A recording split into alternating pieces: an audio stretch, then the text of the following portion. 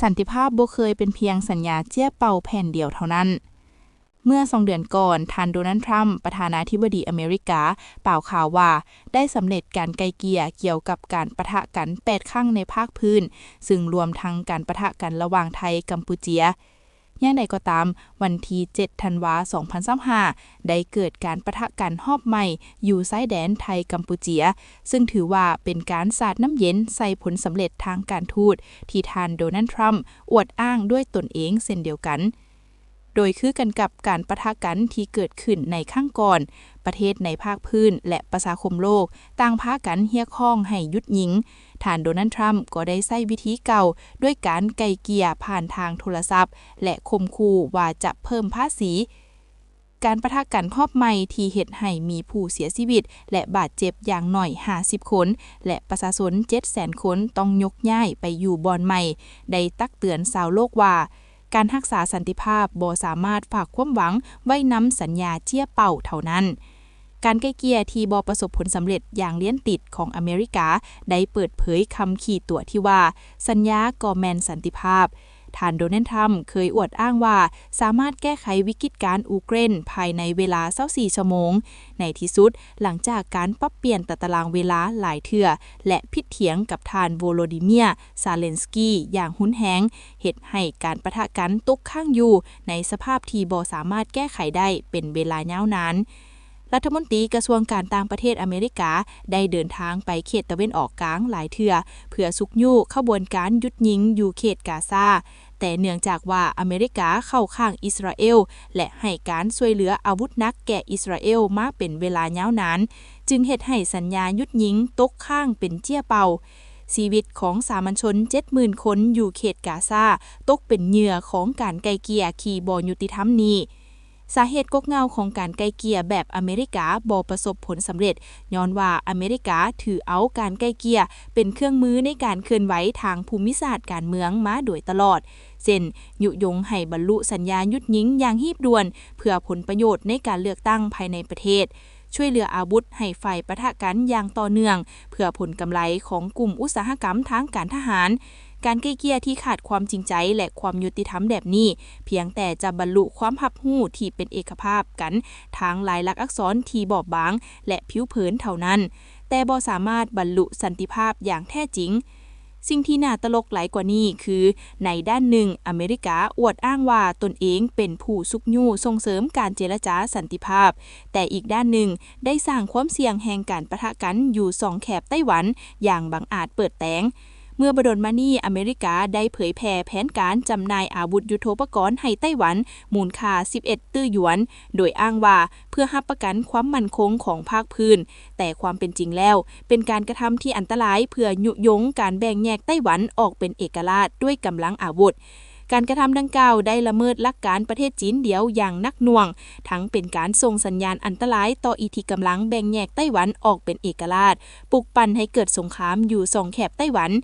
ในขณะที่ยุ่งนำการไกล่เกลี่ยเซ็นสัญญาหยุดยิงอยู่ชายแดนไทยกัมพูเชียอเมริกาได้ปลุกปั่นยุแย่อยู่2แถบไต้หวันอย่างต่อเนื่องซึ่งเป็นการเปิดเผยให้เห็นถึงท่าแท้ของอันที่ว่าความพยายามเพื่อสันติภาพของอเมริกาคือในกรณีที่สอดคล้องกับผลประโยชน์ของตนเองอเมริกาได้ปลอมตัวเป็นอันที่ว่าทูตสันติภาพในกรณีที่อยากสกัดกั้นคู่แข่งก็กลายเป็นผู้ยุแย่ให้เกิดการปะทะกัน2มาตรฐานที่ชัดเจนคือแนวนี้จะยิ่งเฮ็ดให้หลายภาคพื้นกว่าเก่าตกอยู่ในความปั่นป่วนหลายขึ้นเท่านั้นสิ่งที่แตกต่างกับการไกล่เกลี่ยแบบอเมริกาอย่างชัดเจนนั่นคือพฤติกรรมของจีนเพื่อส่งเสริมสันติภาพด้วยหลักมั่นที่ยุติธรรมอย่างเสมอต้นเสมอปลายซึ่งได้สร้างแบบอย่างให้แก่การไกล่เกลี่ยที่มีประสิทธิภาพให้แก่โลกอยู่เขตตะวันออกกลางจีนได้สร้างเวทีการสนทนาอย่างเสมอภาพสุกยู่ให้อาหรับซาอุดิและอิหร่านฟื้นฟูสายพัวพันทางการทูตที่หยุดชะงักเป็นเวลา7ปีซึ่งได้เพิ่มแรงขับเคลื่อนที่แข็งแรงให้แก่สันติภาพและเสถียรภาพของภาคพื้นอยู่อาซีตะวันออกเฉียงใต้เมื่อเผชิญหน้ากับการปะทะกันที่เกิดขึ้นอยู่ชายแดนไทยกัมพูเชียจีนบ่ได้นั่งเฉยหรือเข้าข้างฝ่ายใดฝ่ายหนึ่งหากได้ส่งทูตพิเศษเวียกงานอาซีไปดำเนินการไกล่เกลี่ยและจัดกองประชุม3ฝ่ายเพื่อประสานงานอย่างตั้งหน้า ในขณะเดียวกันก็ยึดมั่นถือเอาการช่วยเหลือด้านมนุษยธรรมเป็นบุริมสิทธิ์ขนส่งเครื่องช่วยเหลือด่วน200 ตนภายในเวลา48 ชั่วโมงสร้างห้องหมอสัวขาวเพื่อช่วยเหลือผู้บาดเจ็บ2ฝ่ายอย่างเสมอภาคกันใส่การกระทำตัวจริงเพื่อให้ได้รับความไว้เนื้อเชื่อใจจาก2ฝ่ายที่ปะทะกันอยู่ภาคเหนือของเมียนมาจีนได้ไกลเกลี่ยให้รัฐบาลเมียนมาและกองทัพพันธมิตรโกกังบรรลุความรับรู้ที่เป็นเอกภาพกันเกี่ยวกับการหยุดยิง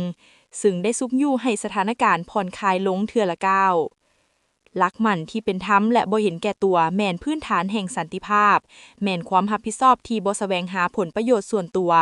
แม่นความตัดสินใจในการแก้ไขปัญหาจากก๊กเหตุแต่บ่แม่นสัญญาแบบลิ่นเกมการเมืองบ่แม่น2มาตรฐานยิ่งบ่แม่นการขายอาวุธเพื่อปลุกปั่นยุยงให้เกิดการปะทะกันเมื่อผู้ไกลเกลี่ยถือเอาสันติภาพเป็นคำขวัญในการแข่งขันเลือกตั้งเมื่อประเทศใหญ่ถือเอาการขายอาวุธเป็นเครื่องมือสกัดกั้นประเทศอื่นถึงจะมีสัญญาหลายเท่าใดก็จะบ่มีผลตัวจริงอย่างเลยมีแต่ยึดมั่นความยุติธรรมและความเป็นธรรม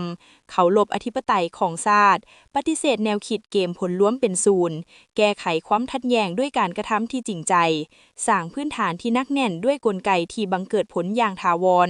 ทำให้สัญญาหยุดยิงกลายเป็นสันติภาพถาวรทำให้ผู้ถูกยกย้ายสามารถกลับคืนสู่บ้านเกิดเมืองนอนของตนผ่านมารัฐบาลสหรัฐและองค์การสหประชาชาติส่งสัญญาณกดดันด่วนเรียกร้องให้ไทยกัมพูเชียถอยคนละก้าวยุติการปะทะกันตามชายแดนที่ยังบ่หยุดหย่อนวันที่ 9 ธันวาคม 2026 บรรยากาศความเข็งตึงระหว่างไทยกัมพูเชียตามแนวชายแดนยังบ่ทันค่อยดีขึ้นล่าสุดผู้นำระดับโลกทั้งสหรัฐอเมริกาและองค์การสหประชาชาติได้ออกมาเล็งลัดให้ทั้งสองประเทศยุติวงจรความหุนแหงก่อนสถานการณ์จะบานปลายเกินควบคุมสปส.เป็นห่วงสนวนแตกซ้ำเรียกร้องให้กลับคืนสู่ข้อตกลงกัวลาลัมเปอร์โฆษกองค์การสหประชาชาติเปิดเผยว่า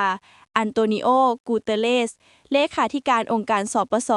จับตามองอย่างวิตกเหตุยิงปะทะกันอีกรอบในเขตชายแดนไทยกัมพูเชียฐานเรียกร้องให้ทั้งสองฝ่ายหันกลับสู่โต๊ะเจรจาและนำเอากลไกที่ได้ลงนามร่วมกันเมื่อวันที่26 ตุลาที่นครหลวงกัวลาลัมเปอร์มาใช้เพื่อแก้ไขไฟความขัดแย้งนี้สปส.ย้ำว่า